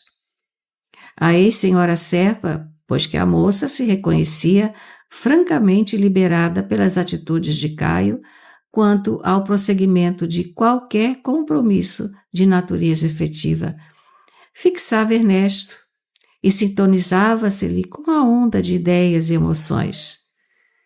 Estavam os dois com a paz de consciência e a sós um com o outro na empresa que os chamava. Fantine pareceu-lhe mais espiritualizado pelos sofrimentos dos últimos dias, qual se a fogueira de aflições ocultas lhe houvesse remodelado a forma e retocado o semblante. Entreolharam-se e compreenderam-se. Todos os entes queridos da terra, exceção de Brígida, que ainda mantinha pensamentos de ternura e saudade para a filha distante, dispensavam-lhes a presença e o concurso. Entretanto, necessitavam agir e construir a favor deles mesmos, e ao modo de aliados que se reencontram para veneráveis mistérios no campo da vida, se prometeram, sem palavras, irmanar os corações, transferindo um para o outro os sagrados tesouros afetivos que se lhes devolviam da terra, convencidos de que precisavam da escora recíproca para a longa jornada que se lhes descerrava aos anseios de redenção. Capítulo 23. Ernesto em serviço.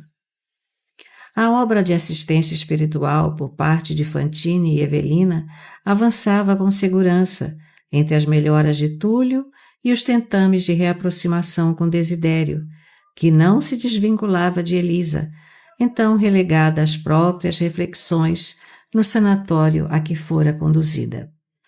O trabalho para Ernesto se fazia, porém, cada vez mais difícil, porquanto o adversário não perdia a ocasião de arrancar-se contra ele através de acusações e achincalhes.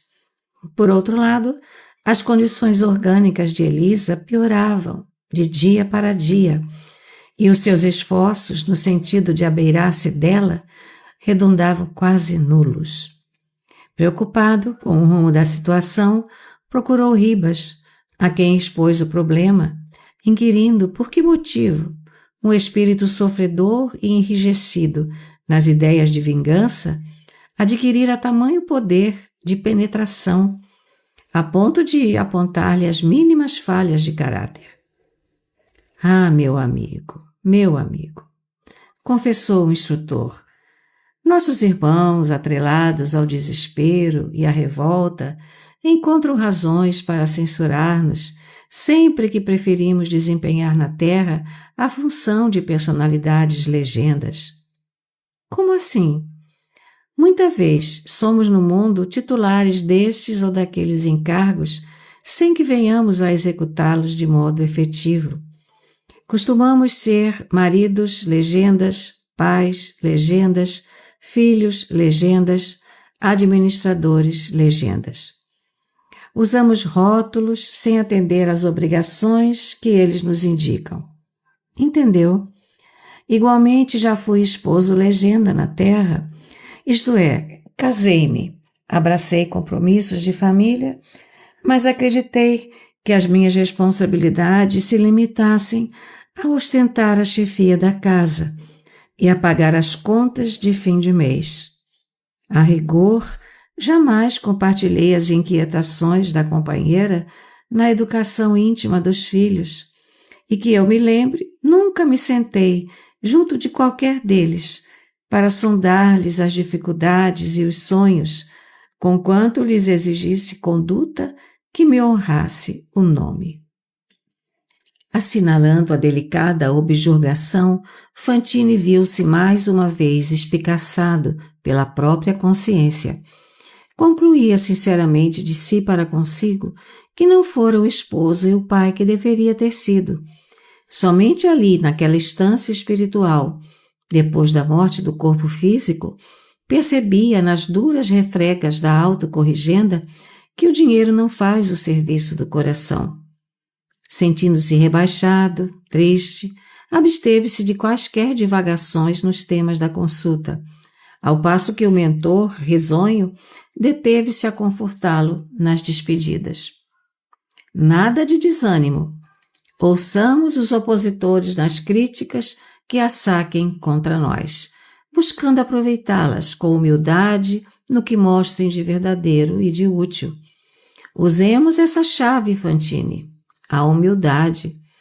Ela funcionará com acerto na solução dos maiores enigmas.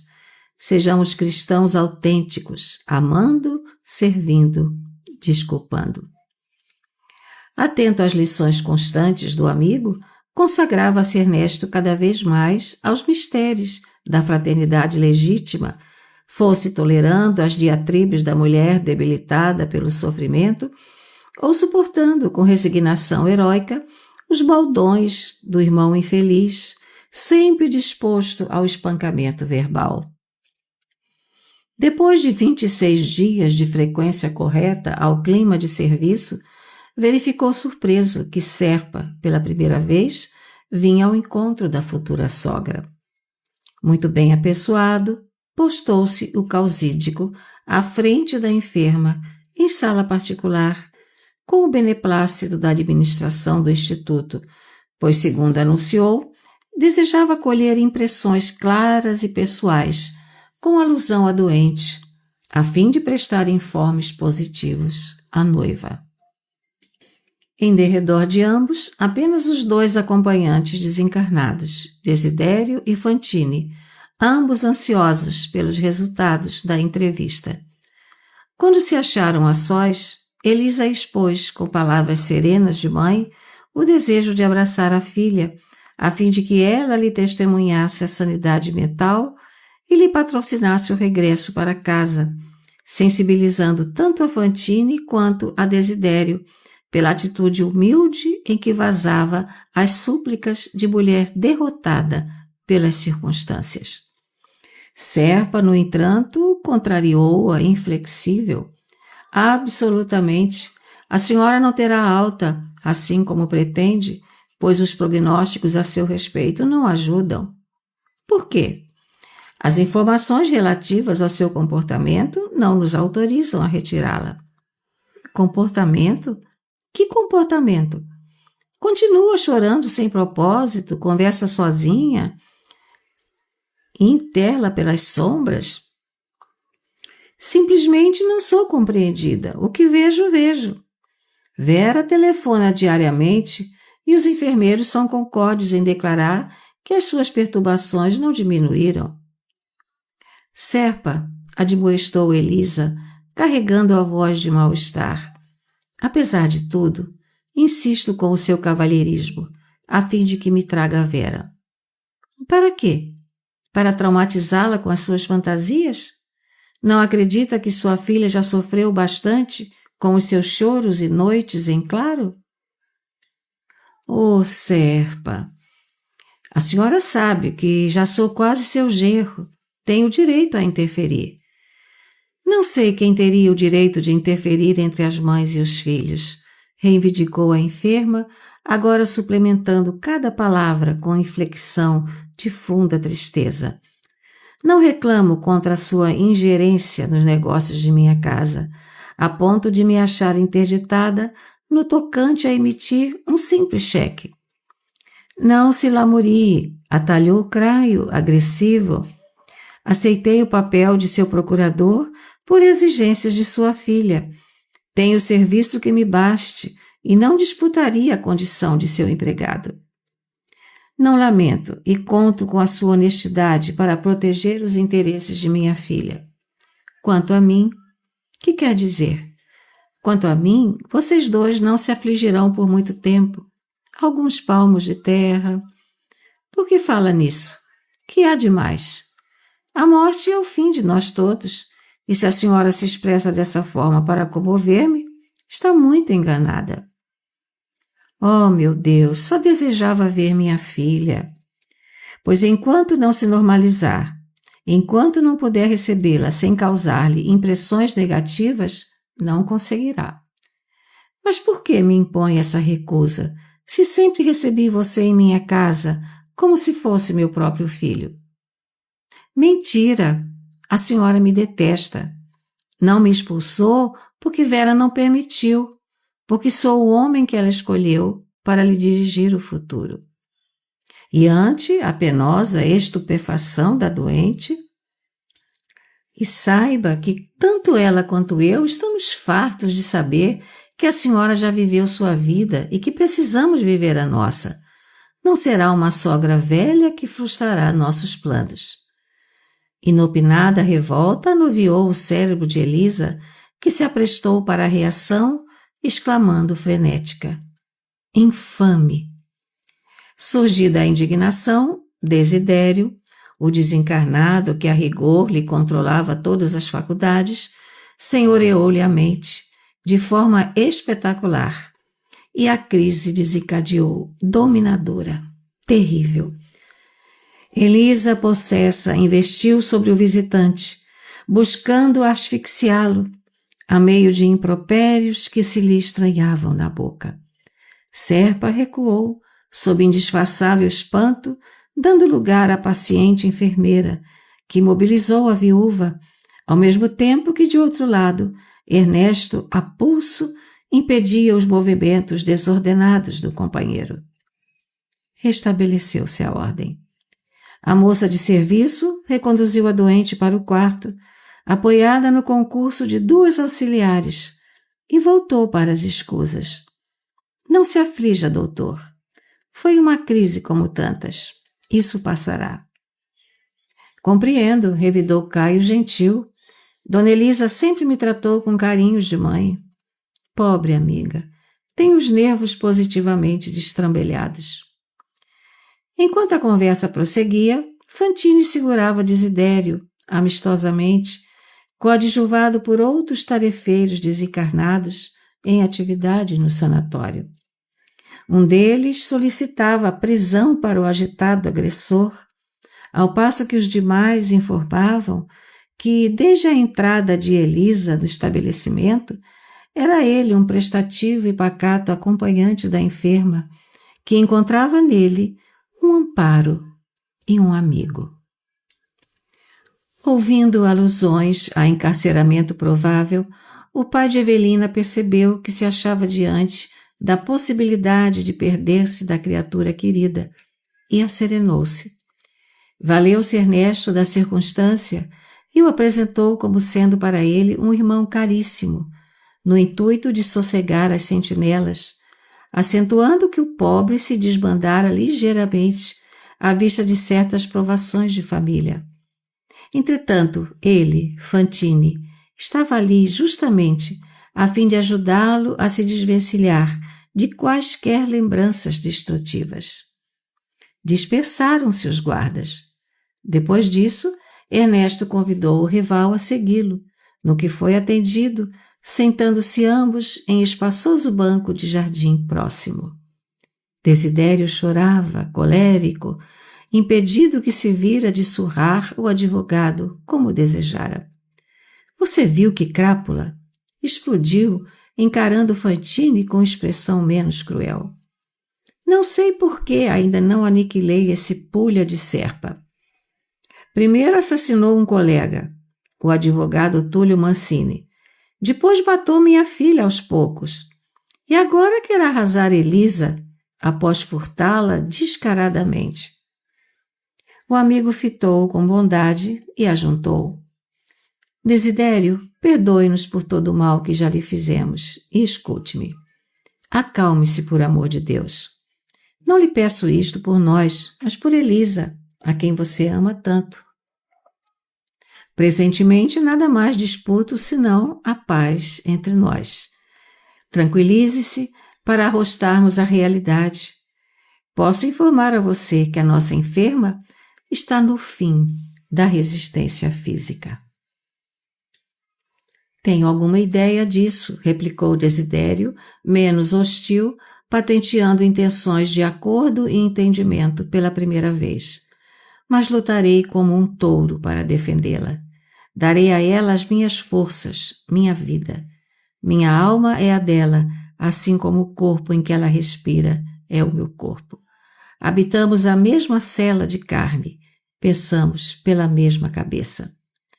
Graças a Deus, concordou Fantine com humildade, compreendi que assim é, que assim deve ser.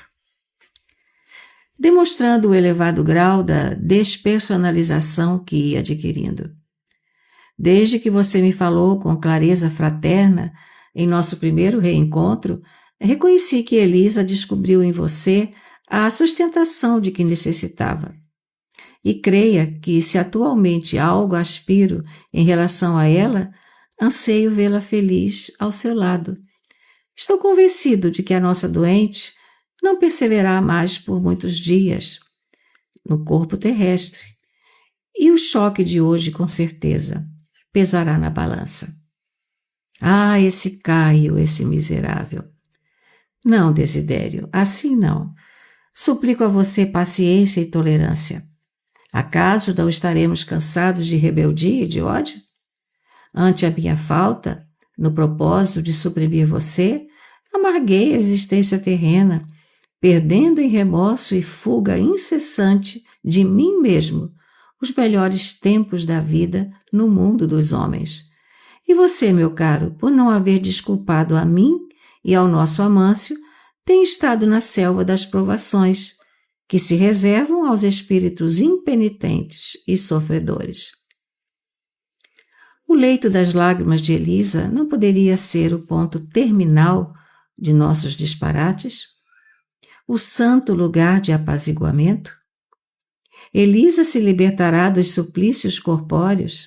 E nós, meu amigo? Que será de nós, se largado o corpo de matéria pesada, continuamos de espírito atormentado nas ideias de culpa e condenação, crime e castigo? Ela partirá. Desidério, porém, transtornado pelos argumentos que lhe anunciavam separação, bradou impulsivo: Elisa não partirá de meus braços, não me abandonará, não a deixarei. Inúteis, Desidério, quaisquer protestos nossos contra as forças da vida. As leis de Deus se cumprirão. Elisa sustenta-se em você, mas igualmente ama a filha, e sabendo-se irremediavelmente afastada da ternura filial, inconscientemente aspira à morte, e há de tê-la mais depressa, depois que se certificou das atitudes menos felizes de Serpa. Com toda certeza, a pobrezinha se deterá no pensamento da desencarnação, supondo-se no rumo direto de sua companhia. No entanto, verificar-se-á o imprevisto. A morte vai situá-la em polo oposto ao seu. Ela não tem a sua estrutura mental nem a sua disposição para demorar-se nestes sítios. Ressentida hoje contra o genro, amanhã saberá absolvê-lo e patrociná-lo, acomodando-se com os mensageiros da vida maior através da oração. Apesar do temperamento irritadiço que lhe conhecemos, não odeia ninguém e nunca demonstrou vocação para a vingança. Desidério abaixou-se para o solo, agarrou a cabeça entre as mãos e desfez-se a prantear com maior desespero. Perdoe, meu amigo, perdoe a nós todos, incluindo Caio em sua compaixão. Nunca, nunca. Sou eu quem reconhece as injustiças que perpetramos contra você. Sou eu quem lhe observa a nobreza de coração. Revele-me e ouça. Agradeço o seu devotamento à mulher que eu não soube fazer feliz e a ternura pela filha para a qual você se transformou em abnegado zelador. Por tudo isso, peço-lhe ainda para que estenda até nós os seus carrascos, as vibrações de sua piedade e de sua simpatia. Ah, Fantine, Fantine, rugiu o interlocutor como a guerrear-se para não se render à emoção. Por que me tenta assim a uma conciliação impossível? Que razões para tanto empenho em modificar-me? Desidério, no mundo físico, trabalhamos particularmente com a matéria pesada e transfiguramos pedras, metais, glebas, fontes. Aqui na espiritualidade, lidamos de modo especial com as forças do espírito e renovamos almas e consciências, a começar de nós mesmos. Atenda-me. Lembre-se de que Elisa possui muitos amigos para requisitá-la aos planos superiores, como os teve a sua querida Evelina. Por amor de Evelina, que você guarda na memória, a afeição de um gênio tutelar, não quererá você sublimar atitudes, principiando pelo perdão que imploramos e carecemos? Evelina, Evelina, minha filha, suspirou o desventurado em lágrimas copiosas. Não posso imiscuí-la em nossa conversação. Evelina deve habitar na casa dos anjos. Que eu padeça no inferno, acalentado por mim mesmo. Que eu me debata no lameiro que mereci, mas que a felicidade abençoe minha filha dos céus. E se ela própria vier um dia ao seu encontro para advogar nossa causa, amparar-nos, rogar a sua misericórdia de credor para nós outros, os seus devedores? Desidério esforçava-se para falar, rompendo a barreira de dor que lhe comburia o âmago da alma. No entanto, o compassivo assistente espiritual da instituição veio até aos dois para notificar-lhes o inesperado. Finda a crise violenta de angústia, caíra Elisa em funda prostração ante a ruptura de delicado vaso cerebral, prenunciando-se-lhe a desencarnação para breves horas. Esqueceram-se ambos para o socorro preciso. Através de telefonemas à pressa, Vera e Serpa, alarmados, cientificaram-se quanto ao novo rumo que se imprimira à situação e juntos demandaram o estabelecimento, encontrando Elisa agonizante em ambiente de tranquilidade e carinho. O médico amigo, não obstante expender argumentos de consolo e esperança, foi claro no aviso. Nada mais a fazer, senão aguardar. Vera Celina, em soluços, ajoelhou aos pés daquela cuja boca não mais se abriria para abençoá-la com os recursos do corpo terrestre. Caio, evidentemente contrafeito, contemplava a cena, fumando cigarros sucessivos. Enfermeiras iam e vinham, no afã de se fazerem mais úteis, e auxiliares espirituais formavam cadeias magnéticas de apoio à viúva Fantini, a fim de que o trânsito de um mundo para outro lhe fosse mais rápido e menos intranquilo. Ernesto demandou a residência da espiritualidade a fim de colher as instruções de Ribas diante da emergência, e Desidério se plantou à cabeceira, imerso em revolta e desesperação.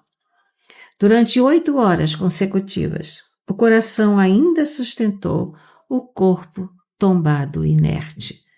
Sobrevindo a madrugada, Elisa abriu as pálpebras desmesuradamente e tentou fixar os olhos na filha para endereçar-lhe a inexpressável despedida. No entanto, descortinou a presença de Serpa, que a fitava, rente ao leito, e não obstante incapaz de nutrir quaisquer resquícios de ódio no âmago da alma, cerrou o coração em densa nuvem de mágoa, pedindo mentalmente a Desidério que a resguardasse e defendesse. Bastou essa deliberação irrefletida, e qual se lhe agarrasse, ávido, os pensamentos que lhe seriam os derradeiros no envoltório carnal, o acompanhante colou-se a ela, dando a ideia de quem lhe sorvia todas as forças. Vera pressentiu que a genitora se rendia por fim ao grande repouso e, ansiosa, procurou debalde reanimar-lhe a vida orgânica, suplicando: "Mãe, mãe, minha mãe!" Da boca hirta, contudo, não surgiu qualquer resposta. Elisa Fantini pendeu a cabeça nos travesseiros, enquanto o corpo se lhe imobilizava para sempre. Na enfermaria do sanatório, caía o pano da morte sobre aquela existência, fértil de tribulações e problemas, na ribalta do mundo. Todavia, por trás dos bastidores, na esfera espiritual, o drama não terminara. Jungindo a morta pela força dos últimos desejos que ela mesma enunciara, desidério inflamado em labaredas de ódio, retivera-lhe uma das mãos na destra rude, impedindo-lhe a retirada. Elisa, embora semi-inconsciente, percebeu que se achava presa a ele e algemada ao cadáver, ouvindo o desventurado companheiro a repisar e repisar, que jamais a deixaria. Irmãos da terra, em meio às vicissitudes da experiência humana, aprendei a tolerar e perdoar. Por mais se vos fira ou calunie, injurie ou amaldiçoe, olvidai o mal, fazendo o bem. Vós que tivestes a confiança traída, ou o espírito dilacerado nas armadilhas da sombra, acendei a luz do amor onde estiverdes. Companheiros que fostes vilipendiados ou insultados em vossas intenções mais sublimes, apagai as ofensas recebidas e bendizei os ultrajes que vos burilam o coração para a vida maior. Irmãs que padecestes indescritíveis agravos na própria carne, desprezadas pelos carrascos risonhos que vos enlouqueceram de angústia, depois de vos acenarem com mentirosas promessas, abençoai aqueles que vos destruíram os sonhos. Mães solteiras, que fostes banidas do lar e batidas até a queda na prostituição, por haverdes tido suficientemente coragem de não assassinar no próprio ventre os filhos de vossa desventura, com a insânia do aborto provocado. Mães agoniadas, às quais tantas vezes se nega até mesmo o direito de defesa, conferido aos nossos irmãos criminosos nas cadeias públicas, perdoai os vossos algozes. Pais que trazeis nos ombros escaulavrados de sofrimento a carga dolorosa dos filhos ingratos, filhos que aguentais na carne e na alma o despotismo e a brutalidade de pais insensíveis e cônjuges flechados entre as paredes domésticas pelos estiletes da incompreensão e da crueldade, absolvei-vos uns aos outros. Obsidiados de todos os climas, tecei véus de piedade e esperança sobre os seres infelizes, encarnados ou desencarnados, que vos torturam às horas. Criaturas prejudicadas ou perseguidas de todos os recantos do mundo, perdoai a quantos se fizeram instrumentos de vossas aflições e de vossas lágrimas. Quando sentirdes a tentação de revidar, lembrai-vos daquele que nos concitou a amar os inimigos e a orar pelos que nos perseguem e caluniam. Recordai o Cristo de Deus, preferindo ser condenado a condenar, porque, em verdade, quantos praticam o mal não sabem o que fazem. Convencei-vos de que as leis da morte não excetuam ninguém, e não vos esqueçais de que no dia do vosso grande adeus, aos que ficarem na estância das provas, somente pela bênção da paz e do amor na consciência tranquila é que podereis alcançar a suspirada libertação.